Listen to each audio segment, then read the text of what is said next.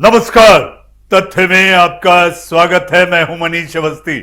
जी हां, तथ्य में हम बात करेंगे अमेरिका की अर्थव्यवस्था की नहीं, अमेरिका की कूटनीति की नहीं, अमेरिका में हम बात करेंगे उस बात की धाएं धाएं, यानी कि गन फायरिंग की घटनाएं तेजी से बढ़ रही हैं।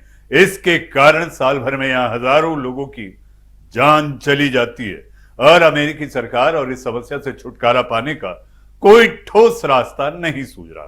इस बीच अमेरिका के पूर्व राष्ट्रपति डोनाल्ड ट्रंप ने कहा कि बढ़ती गोलीबारी की वजह बंदूकें नहीं बल्कि आध्यात्मिक समस्या लगती है। जी हाँ, ट्रंप कह रहे हैं। ट्रंप इंडियाना पुलिस में नेशनल राइफल एसोसिएशन की वार्षिक बैठक को संबोधित कर रहे थे, जहां उन्होंने कहा कि बड़े पैमाने पर घातक गोलीबारी होना बंदूक की समस्या नहीं है, बल्कि ऐसी सामूहिक घटनाओं के पीछे मानसिक स्वास्थ्य, ट्रांसजेंडर समुदाय और marijuana के इस्तेमाल की समस्या होना है। marijuana फिर एक बार नशा, जी ऐसा नशा जिसे ड्राई नशा भी कहते हैं, सूखा नशा, marijuana। उन्होंने कहा यह एक सामाजिक समस्या, यह एक सांस्कृतिक समस्या और यह एक आध्यात्मिक समस्या है। पूर्व राष्ट्रपति डोनाल्ड ट्रंप इंडियाना पुलिस में नेशनल राइफल एसोसिएशन कन्वेंशन में गन हिंसा पर बोलते हुए उन्होंने ये बात कही।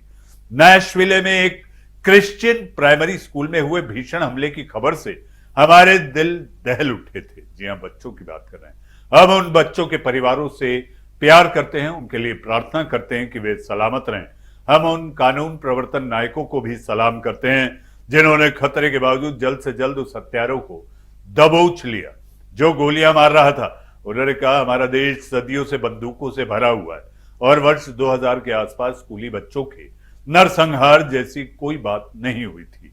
यह वास्तव में तब शुरू हुआ जब डेमोक्रेट्स की सत्ता रही, फिर सियासत शुरू। उन्होंने कहा कि मैं कहूंगा यह बंदूक की समस्या नहीं है, यह एक मेंटल हेल्थ प्रॉब्लम है, यह एक स्पिरिचुअल प्रॉब्लम है।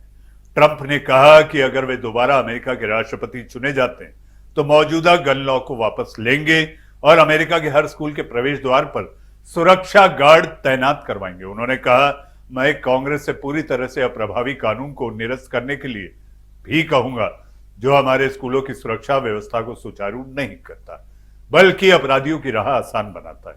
खैर, ट्रंप पर मुश्किलें वैसे भी बढ़ रही हैं, लेकिन वो 2024 में सरकार बनाने का भी बड़ा दावा करते रहते। अब अगर वाकई ट्रंप की सरकार बनी तो गन लॉ आ सकती है। तथ्य में आज के लिए फिलहाल इतना ही। जी हाँ, ट्रंप को यह भी ध्यान रखना होगा कि उन पर न्यूयॉर्क की क्राइम अदालत में भ्रष्टाचार का मामला भी चल रहा है।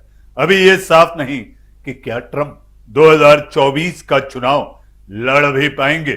तथ्य में आज के लिए फिलहाल इतना ही। नमस्कार।